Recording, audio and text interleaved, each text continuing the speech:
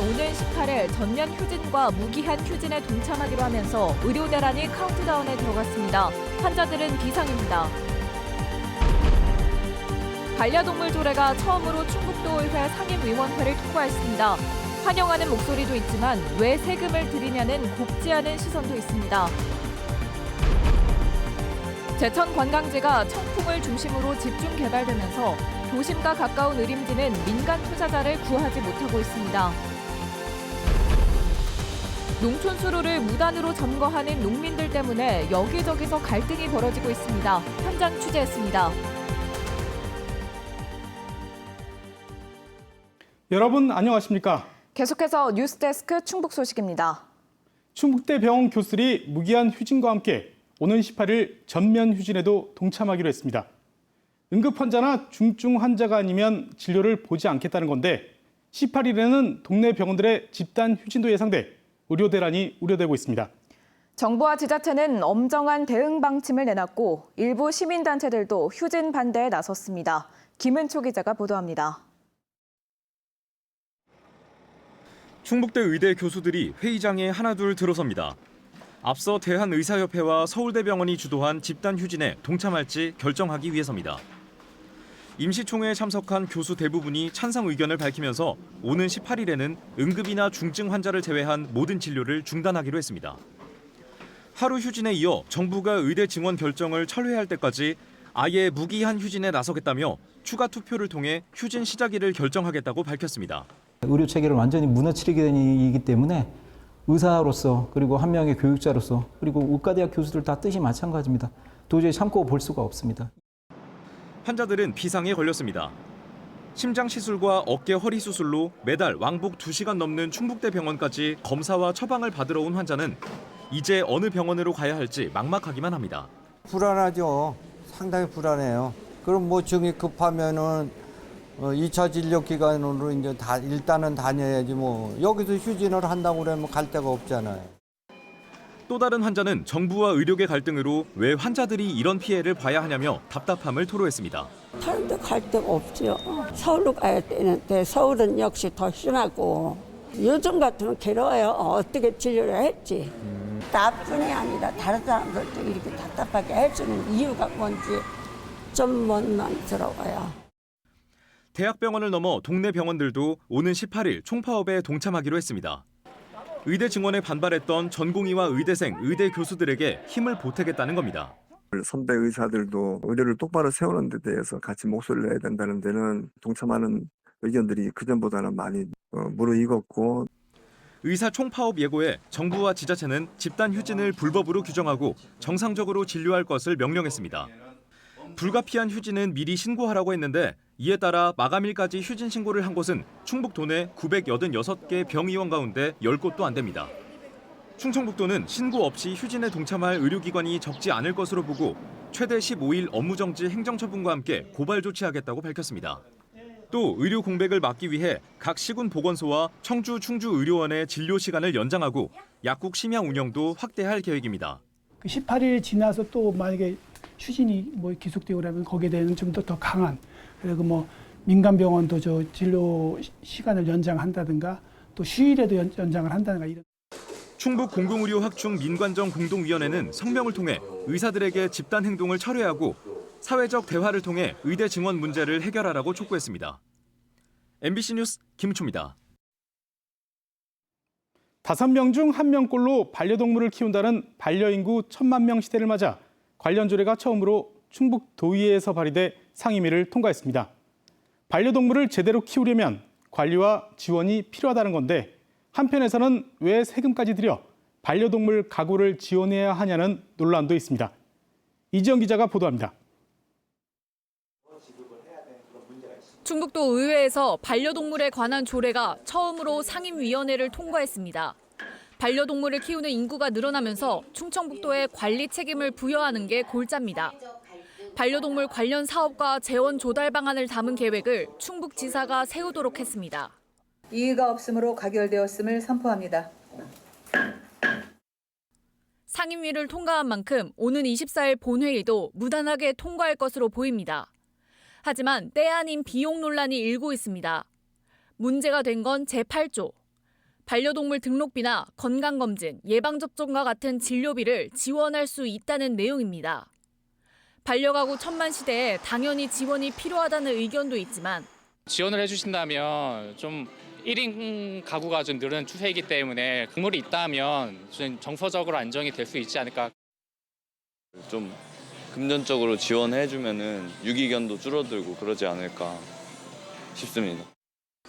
반려동물을 키우지 않는 사람이 더 많은데 왜 세금을 들이냐는 곱지 않은 시선도 있습니다. 반려동물에 대해서는 나는 반대하는 입장이니까. 사람 살기도 힘드는데 왜 반려동물한테 그렇게 하느냐. 도에서 왜 지원을 해줘? 그건 세금 낭비지. 그건 맞지 않아요. 조례를 대표 발의한 김꽃님 의원은 오해라고 설명했습니다. 기존처럼 진료비 지원은 취약계층에 한해 이뤄져 조례가 없을 때와 달라질 게 없다는 겁니다. 그간 없었던 진료비 지원 근거를 마련해주고 오히려 계획적으로 사업을 구상할 수 있어 예산 낭비를 막을 수 있다는 의견입니다. 저희가 조례 없이 계속해서 지원 사업이 지금 확장되고 있거든요. 이런 부분에 있어서는 구체적으로 제도화가 필요해서 다른 자치단체들도 앞다퉈 조례를 만들고 있습니다. 경북 구미와 경기도, 강원도 등은 한 발 앞서 비슷한 내용의 조례를 시행했고 경기도는 반려동물과가 따로 있을 만큼 적극적입니다. 다만 이 조례를 토대로 테마파크와 공공진료센터 등 관련 사업을 추진하면서 비슷한 논란은 끊이지 않고 있습니다. 반려가구를 위한 정책이 늘어나면서 반려동물을 키우지 않는 가구와 공존하는 게 숙제로 남았습니다. MBC 뉴스 이지연입니다. 충북도의회 후반기 의장 선거에 출마한 국민의힘 이양섭 의원의 과거 발언이 도마에 올랐습니다. 충북여성연대는 성명을 통해 이양섭 의원이 과거 동료 여성 의원에게 회식 가서 기쁨 조대하지라는 발언을 했다면서 성평등 안전사회의 걸림돌이 되는 부적격 출마자를 거부한다고 주장했습니다. 이에 대해 이양섭 의원은 당시에도 잘못을 인정하고 해당 의원에게 충분히 사과했다고 해명했습니다. 외국인 우수 인재를 채용하기 위한 박람회가 충북에서 처음 열렸습니다. 청주체육관에서 열린 박람회에는 외국인 유학생과 외국인 근로자 300여 명이 참가해 34개 기업을 대상으로 현장 면접을 받고 입사한 지원서 작성 요령도 배웠습니다. 충청부터는 인구 소멸 위기 대책 일환으로 외국인 관리팀을 만들어 외국인 근로 유학생과 이민청 유치를 위해 노력하고 있습니다. 김영환 충북지사가 제천 청풍교 개발에 강한 의지를 보이고 있습니다.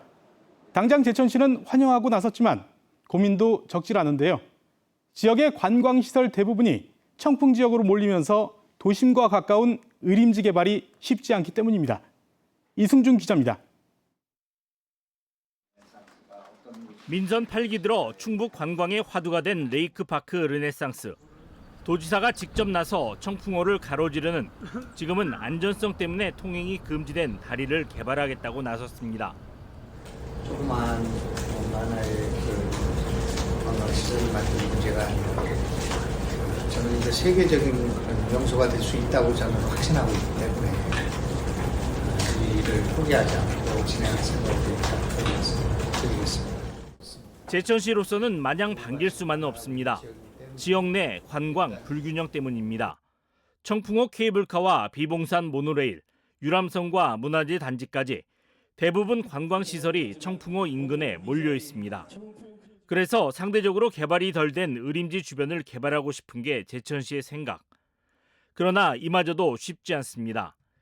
제2의림지 인근 옛 청소년 수련원 자리에 복합 리조트를 만들겠다고 발표한 지 6년째. 5번째 공모를 거쳤지만 민간 투자자를 찾지 못했습니다. 지난 3일 마감한 투자자 공모에는 한 곳도 응모하지 않았습니다. 그나마 재작년 삼부토건이 투자 협약을 맺었다가 1년 만에 포기한 게 성과 아닌 성과였습니다. 200억 규모의 모노레일 조성 사업도 최근 민간 투자자 공모를 마감했지만 참여는 없었습니다.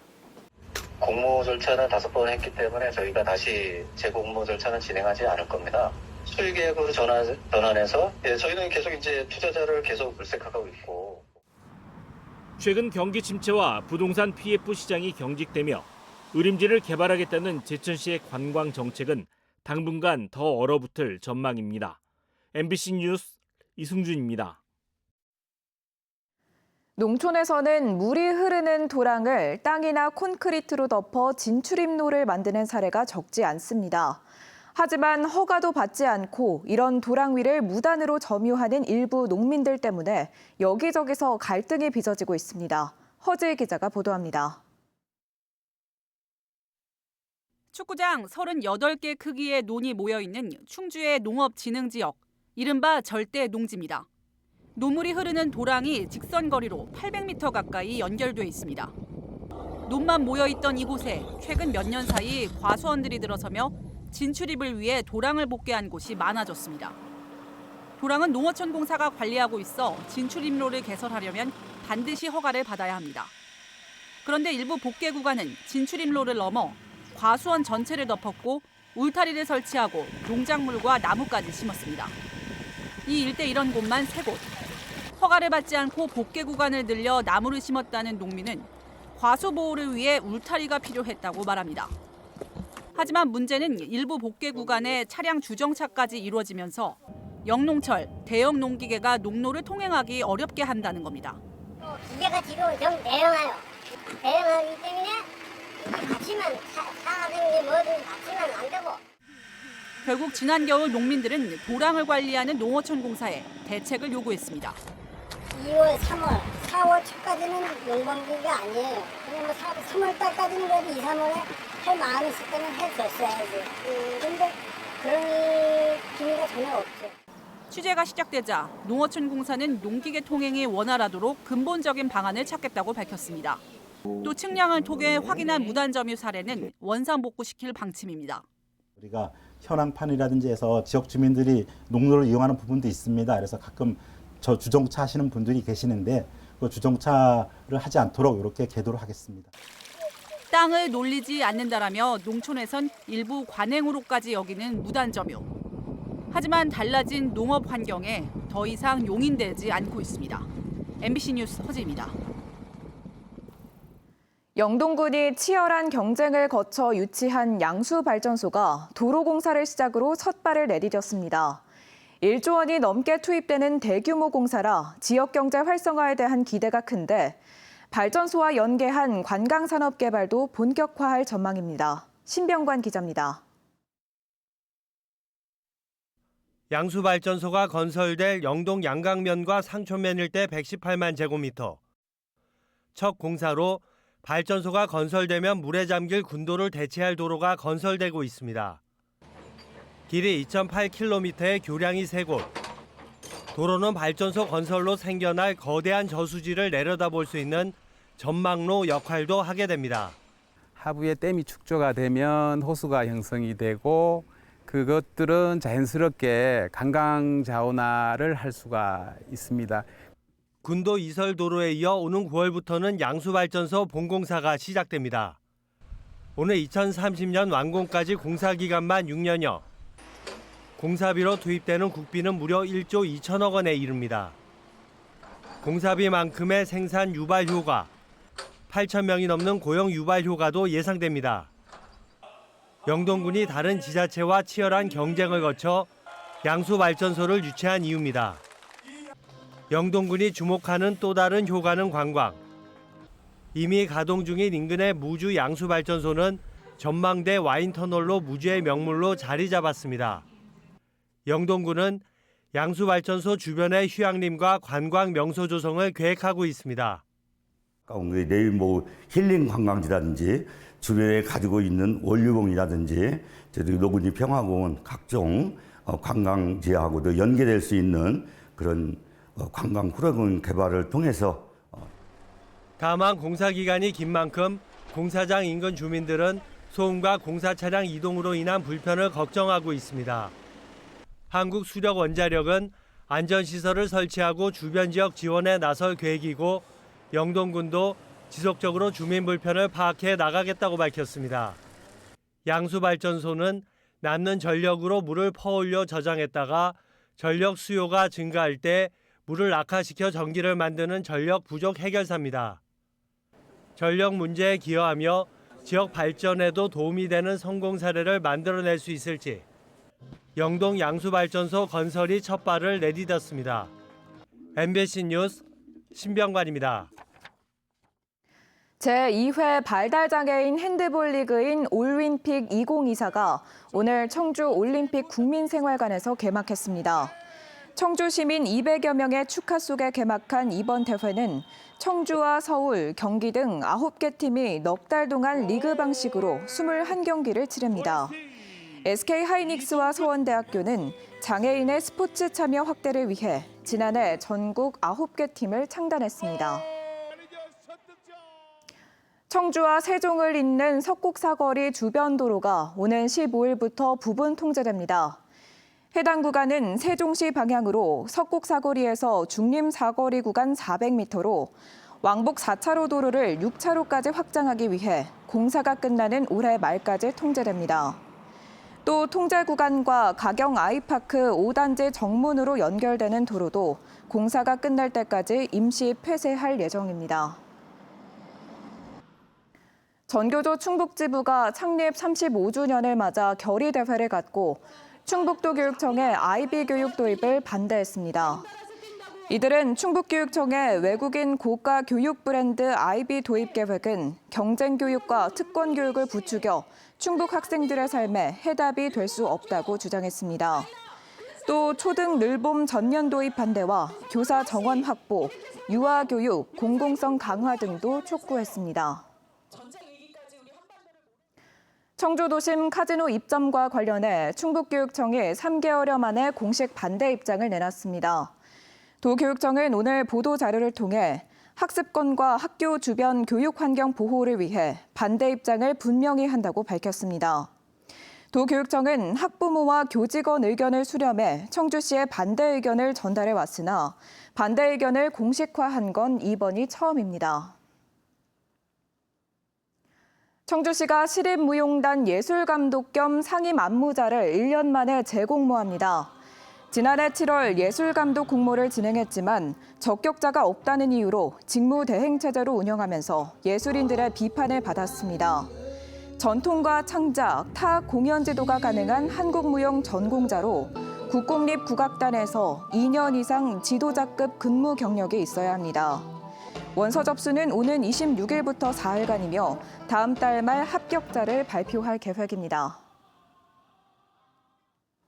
청주시가 복대동 대농지구 공안지 개발을 위한 민간 사업자 공모를 예고했습니다. 청주시는 민간과 공동 출자 방식으로 현재 임시 주차장으로 사용 중인 대농 3지구 공안지를 복합 개발하기로 하고 다음 달 개발 참여 사업자를 공모한다고 밝혔습니다. 이와 함께 아파트 등 민간 수익시설과 주민 공공시설이 복합 개발될 수 있도록 사업 부지의 규제를 최소화하는 용도 변경도 추진하고 있습니다. 국내 최대 규모의 전파 시험 시설인 전파 플레이그라운드가 오늘 충북대학교 오창 캠퍼스에 개소식을 갖고 본격적인 운영에 들어갔습니다.